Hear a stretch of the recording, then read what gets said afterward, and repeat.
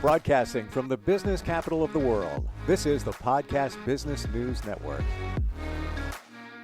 And welcome back, everybody. If you're going through some challenges or you find some struggles in life, it may be because part of you is having a challenge. Let's focus on the word part. Apparently, we have many different parts to our personality. I wonder if that also means split personality. I'm going to let him answer that and more and try and pick at the parts to figure out what's going on there. This is all part of his wheelhouse in terms of psychotherapy, specifically something called IFS, which we dug into last time we got together with Scott Moresi, who is back with us. Hey, Scott, how you doing today? Good. How you doing, Steve? Excellent, excellent. So let's go back to what we talked about. Or I'm sorry, I said IFS. It's Central Internal Family Systems, correct? No, IFS is right. Internal family systems. Yeah. Mm-hmm. Define that. I know you did it last time, but for anybody checking us out right now, what does it mean? Sure thing. IFS is the idea that, something that was big back in the 60s and 70s was the family systems theory, this idea that you don't just focus on the individual, you focus on the environment in which they live, in which they're raised, etc., right? And that gives us a better sense of them and a better ability to help them. The founder of internal family systems, Dr. Dick Schwartz, he is an expert in family systems theory and in working with family systems. And back in I believe the early to mid 80s, he started having this experience as a therapist and teaching seminars and workshops, and he started experiencing a change in perspective, and he started wondering, what if these family systems outside of us exist inside of us? And so he started working with his patients in a way where he started people were volunteering. Part of me feels this way when my husband says this, and part of me feels that way when my boss glares at me, and it reminds me of my dad, and that brings out this sad, scared part, and it feels really alone and really powerless, and etc. And so he started just discovering there's kind of a cornucopia of parts inside all of us, and it kind of slips past our conscious awareness a lot of the time. So when we talk about the parts within us, and I've heard this before, so I'm glad we're talking about this because definitely want to understand it more. Yeah. It seems very reasonable that there's different parts of our personality that make us. Does that mean that schizophrenia, split personalities, can that be part of what we're talking about here? It's thought that's the case, that that we are all multiples, and the degree of co-awareness that we have with our parts exists on a spectrum. So some people have a very high level of co-awareness between self and part. If I'm angry, for instance, I know that I'm angry. I feel that part in my chest. There's kind of a heat to it. I have thoughts and feelings and body sensations that go with that anger. The anger can also be aware of me. But with people with multiple personality disorder, what's called dissociative identity disorder, they have very little co-awareness between them and their parts, and so they exist kind of as separate entities. So it seems like the goal here is to best know your parts. I think so. Yeah, and for them, and in getting to know our parts, the idea is they get to know us too, and they get to start to experience and intuit us, as I always say, as a viable and available resource to them. Someone that they can go to, quite literally, figuratively, and literally, when they're in distress, so that they don't act out and have us pick up a cigarette or a glass of wine, or go online shopping, or some kind of a behavior that we may otherwise rather not do. So there's a lot of us that have a fear of abandonment. So why don't we focus on that Sure. section and the parts connected to it? if you've identified the parts that connect to fear of abandonment and you're in a good place there, or maybe you've had it and you've done the work, does it mean that when you're going through that feeling of aloneness that you rely on that part? And it's almost if it's like I'm trying to describe this, but like it's a friend Yeah. within, and you feel connected, whereby, and that's the great scenario, whereby if you haven't figured that out, that fear of abandonment, it's like, oh, well, I'm alone. I'm alone right now. This is Yeah. horrible. Right. Yeah. Now I have anxiety. Am I describing that, in kind of, I love the best way and you worst put case? that. Yeah, Steve, I love the way you put that. A friend within. I think that's a wonderful way of putting it in a nutshell. I think that is what. But as nice as that sounds to you and me, our parts won't hear that by itself. Meaning that people with attachment wounding who have the fears of abandonment, um, their parts, from an IFS perspective and from the way that I think about this stuff, what, like, if you think of the most secure person that person who really has a sense of themselves, and maybe they get shaken from time to time, but they have a hardy, resilient kind of a sense of themselves, and they don't seem to doubt themselves a whole lot and have a whole lot of what we're talking about, fears of abandonment, things like that. It's thought, that probably they have two strong bridges between them and their parts that got formed probably at an early age through Hmm. secure attachment with their parents. And that's a somatic bridge of mutual awareness. They and their part know where they are, even if it's not conscious. And then the other bridge is a relational bridge of awareness. So on top of that sort of wiring or infrastructure that the somatic awareness allows, that what's a relational bridge of awareness is predicated upon a secure somatic bridge of awareness. It's hard to have one without the other.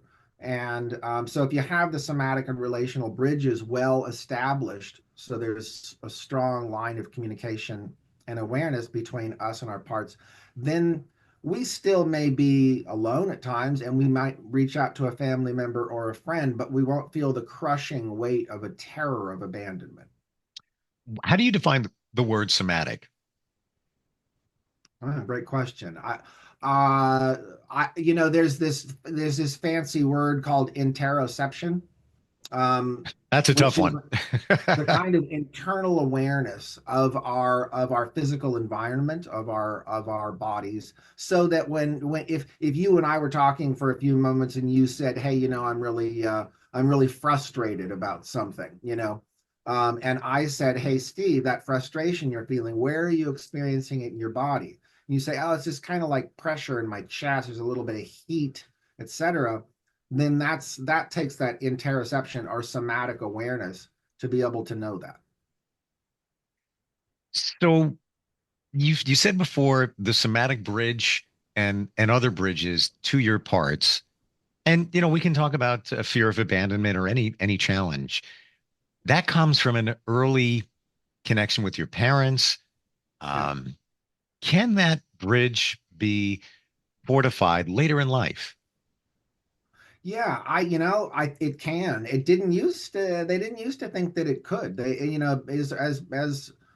as recently as the 90s, it was thought that trauma was kind of a permanent state and that you just sort of managed it the best you could, and now with a lot of these types of approaches like internal family systems, EMDR, somatic experiencing, those kinds of things, they give us the ability to re-fortify these bridges, maybe rebuild them from the ground up. But Wow. yeah, they do work over time. So let's talk about, pick any challenge, the fear of abandonment. Somebody comes to you with that. How do you work with them using IFS? Yeah. Okay. So I would tend to think of IFS again as internal family system. So with the emphasis on system. So that fear of abandonment that fear of abandonment would be thought of as an exile, a young, vulnerable part that's burdened by some kind of attachment wound. And the idea is that that part, whether it knows it or not, is in relationship with probably two other types of parts. One, there's this manager that's going to try and protect it from feeling abandoned through jealousy and control, and maybe peppering their partner, their spouse, with questions of where they've been, Sure. who have they been talking to. You know, there's that fear of abandonment being acted out. And opposite of that is going to be some kind of a part that might do um, probably some kind of pleasure-seeking behavior, so, you know, some kind of addictive thing that helps to numb the pain when it gets to be too much, like drugs or sex or whatever. And so we would work with the protectors first. We'd work with the managers and the firefighters who are looking after that exile, and we'd help them feel that they don't have to work so hard, that there's somebody else there, and that's the client. Well, and me too as a therapist, but primarily the client. As we help the protectors relax and get the sense that they're not alone and that they don't have to work so hyper vigilantly, then we can turn our attention to that part that has that fear of abandonment. And the idea is that we help unburden that part, quite literally, somatically and relationally. We help the part to give the client sort of a chance to witness its pain in the places where it's been hurt and wounded. And we do do-overs and retrievals and unburdenings and things like that that are they're a way to allow the system to heal in a way that it wasn't given the chance to, Mm. so that those bridges can kind of they're supposed to be there, they're meant to be there. And when they're not there, you know it, you can tell the person's going to be very distressed. Do you find in working with people that some may not even know that they're have a fear of abandonment?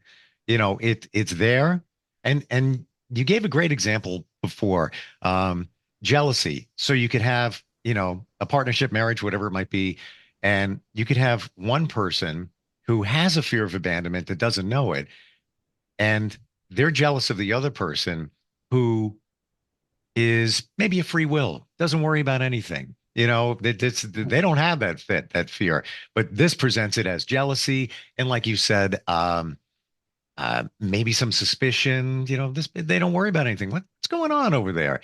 Because they don't quite understand they have a fear of abandonment. Is that often the case when you deal with people? Well, I mean, it's an interesting question. I think, yeah, I mean, especially to the extent that they may have chosen a partner who's not like them, who's free spirited, and you know, they Probably by intention, because they but see that it, the opposites attract, the yin and the yang, right, living through the other person, that yeah, quality probably excites them. Oh, that's great, but in sure. in in retrospect, probably not the best thing, because then there's, those challenges that come up, suspicion and things like that.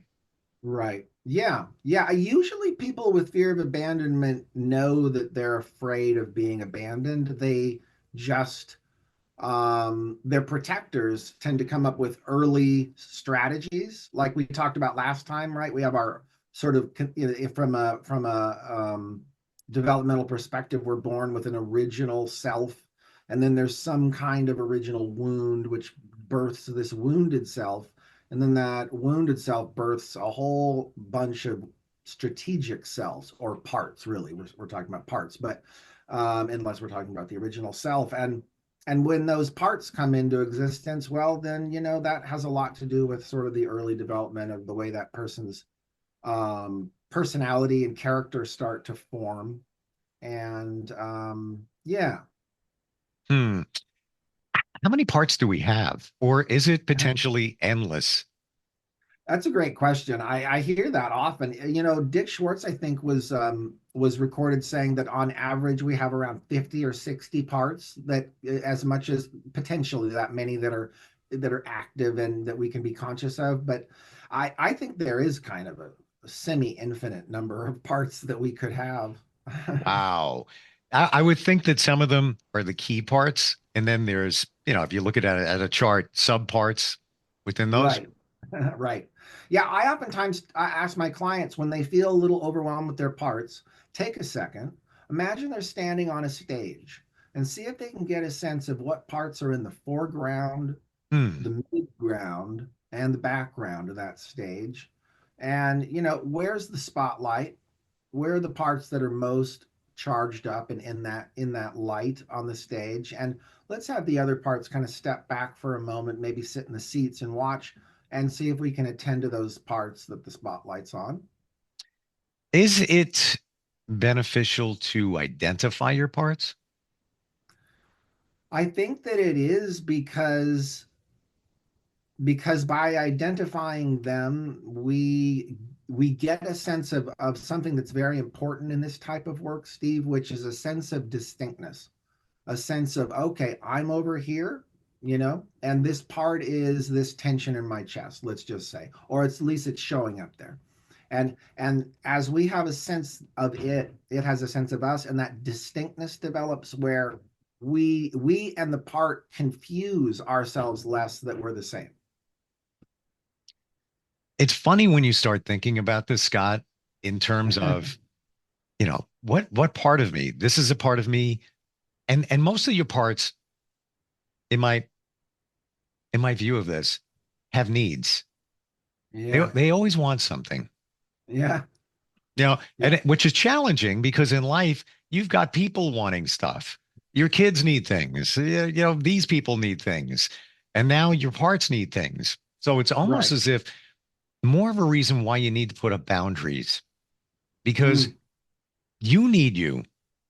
And now I'm yeah, seeing that even yeah, clearer. You've got a part here, you've identified it. Maybe it's the fear of abandonment part. Well, it needs to be yeah, pacified. So you need to yeah, give that some attention. And you got a part over here that needs something over here. Um, yeah. it is that a reasonable way to look at it? I don't mean it in a negative way, but there's so many different things pulling from you. Yeah, yeah, absolutely. And the other piece that we haven't talked about is the idea of something that might sound a little strange to throw into the mix here, but it's called You self. know, at this point, I don't think anything's going to sound strange.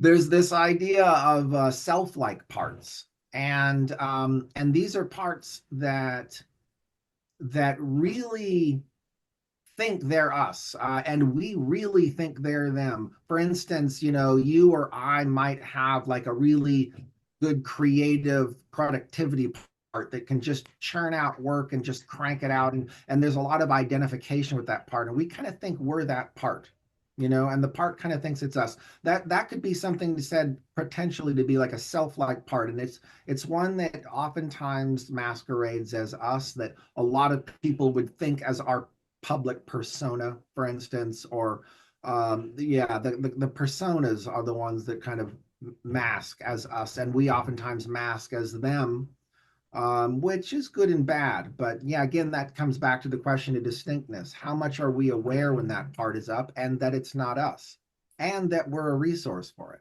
This gets very complicated because now when you think about it, you are you might be a different person at work, different Yeah, persona, and you yeah, might be calling upon different parts when you're at work, but when you go home, sure. you're a different person at home, so there's different parts that get played. Yes, absolutely. Yep. Wow. But lots going on here, but a better understanding, once you start figuring out what is really taking place within our personalities, it runs way deep. And Yeah, even to the point, and I'm kind of shocked when you said back in the 90s, when it comes to the traumas that we've endured, mostly yeah, as children. And for anybody that hasn't heard previous talks, we're not talking necessarily about major traumas. It could be something no, little. You heard something as a kid, and now that yeah. pilots you nowadays. When you think of everything that, like in the 90s, that the traumas can't be corrected, we just live with them. Kind of shocked to hear that because nowadays, with so many different modalities, even hypnotherapy, there's a Mhm. lot of different ways to attack those Yeah. traumas and work through them. Yeah, absolutely. And that's such great news for everybody, and whether someone chooses to do IFS or EMDR or somatic experiencing, it's a matter of fit. But I'll say one thing, Steve, is that one of the reasons why I'm so dedicated to IFS, internal family systems, is because is when you go to an EMDR therapist, it's really hard to learn to do EMDR on yourself. You'd have to take a lot of courses. And with IFS, it's not the case. With IFS, Hmm. for instance, I'll tell you something. Let's pretend for a moment that you have this part that's off and up. Maybe it's an anxious part, and maybe it's in your throat. And in the process of IFS therapy, you would develop the relationships and the distinctness and all that kind of stuff. But one of the most important things that any of us can do to continue to grow that infrastructure, that mutual infrastructure of awareness between us and our parts, is simply to notice, okay, where is that part? Oh, okay, that's in my throat. What are the different sensations that go with that part? There's kind of like a tightness, a constriction. There's kind of a cold, dry kind of. It's not comfortable. And then where are you showing up? Meaning, when you try to connect with what we call self or self presence, where do you feel at ease? Where do you feel what we call non-part energy that's showing up in your body? And let's say you did a gentle body scan for a moment, Steve, and let's say that was in your belly. Let's say there was a warm calmness in your belly, a kind of confidence. And I'd kind of immerse your awareness into that confidence, into that warmth in your belly, that self-presence. And then I'd invite you to share it, to extend it to this anxiety in your throat.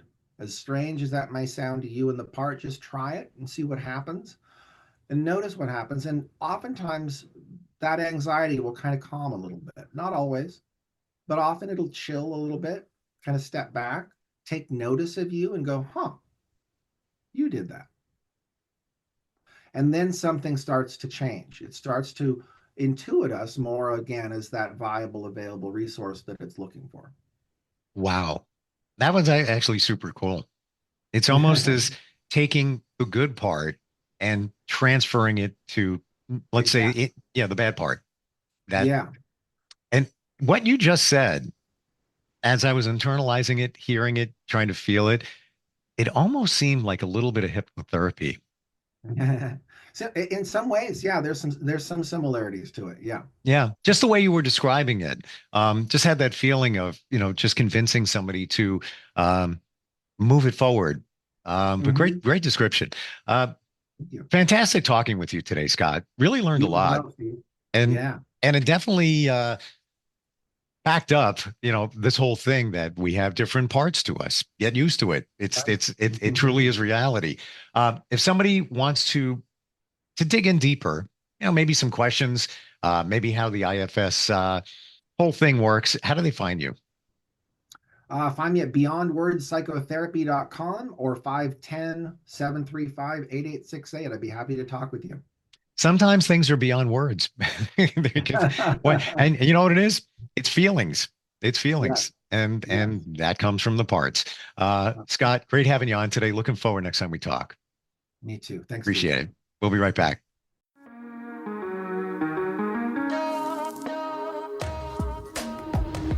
Broadcasting from the business capital of the world, this is the Podcast Business News Network.